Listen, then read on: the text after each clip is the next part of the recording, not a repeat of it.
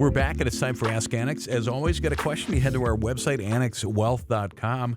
Look for the Ask tab. Let's introduce our guys. Fred Coleman's a CFP and a wealth manager. Welcome back. Thanks, Danny. And we got Matt Morzy, Director of Research, also a CFP at Annex Wealth Management. Welcome to you. Thank you. Question 1. How about this? I just received a large year-end bonus from my employer. I have some debt. Most of the money I'm looking to invest. I'm thinking about opening a Roth IRA, but not sure if this is the best option.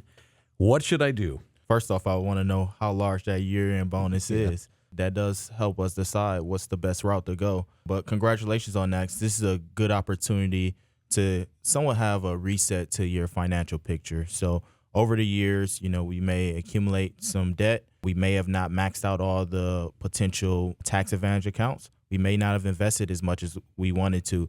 But those bonuses are a good opportunity to give yourself a reset. So the first thing I would do is knock out any high interest debt that you have. You didn't mention if that debt that you have is high interest or if it's lower interest. If it's some in the lower single digits, then I don't really classify that as high interest debt. Next thing you want to do is make sure you're getting that 401k match. So that's, essentially a part of your benefits package. Every dollar that you match or a percentage of the dollars that you put into your 401k, usually your company is going to match that. And you want to make sure you have that rainy day fund funded. So 3 to 6 months of expenses. After you've done those 3 vital things, start looking at some of the tax advantage accounts. So you mentioned Roth. That's a great way to put money in after it's already been taxed, so you don't get a tax deduction. But any growth that you have on that, it can come out tax-free. Once you've maxed out all those accounts, then we can start looking at other options. So brokerage accounts, maybe the mega backdoor Roth, or, if you're really advanced or you're getting older, maybe funding your kids' college expenses. So these are the steps you want to go through. And then also, if you need some help guiding you through that process, you want to go to our website and hit that Get Started button. Matt, what do you do you think people should just treat this as like found money? Yeah, I do. But I like the path that you walk through for finding money. I mean, I already kind of mentally have in my head too, like, okay, if I had a certain amount come in, what would I do with it? There's certain things that my wife and I spend every year that, hey, if we didn't have to save up for it this year to get that spot, like we send our kids to, a private school. So when we look through that kind of thing, we look through, hey, if I had this is exactly where it would go. And that would really reduce the stress that I have. But yeah, from a found money perspective, I could see that. You could say, hey, you know what? Maybe I want to have a little bit of fun with some of this too, especially depending on what that size is. And, you can, certainly enjoy yourself a little bit. Next on Ask Annex, is the 60-40 portfolio back in style? If not, what is? 60-40 to me is almost kind of like the 4% rule in financial planning as well too. It's one of those things that's out there kind of in the pop culture of finance and investing is a kind of a way to kind of get an example of what a balanced or a moderate portfolio is.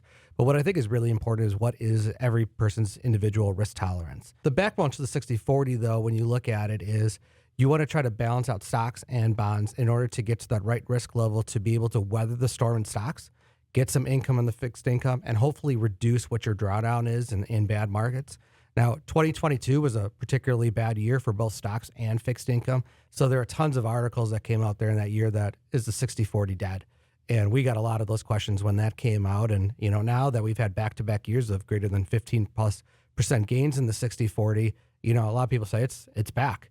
And partially that is the fixed income portion, that 40%.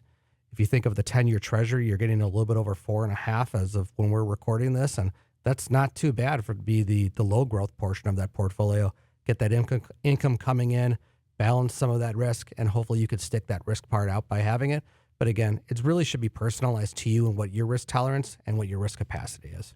I agree with that. And this is, again, going back to your situation, 60-40, someone doesn't want to be ultra aggressive, but also doesn't want to be conservative, right? It's more of a steady stream of returns instead of a lot of ups, a lot of downs, kind of stay in the middle. It's like having a balanced football team. The stocks are going to play offense, the bonds play defense. You still have that steady income, and it's an important part of your financial plan. You saying that bonds win championship? Bonds win championships. You're trying to get to the finish line. You're a sports guy. You think that? Every so often you can get a good year in fixed income. You get that income coming in, maybe appreciation. It's almost maybe like a pick six coming back the other way that you didn't quite expect. Very nice. Matt Morzy, Director of Research and a CFP. Thanks. Thank you. Fred Coleman, CFP and a Wealth Manager. Thank you. Thanks, Danny.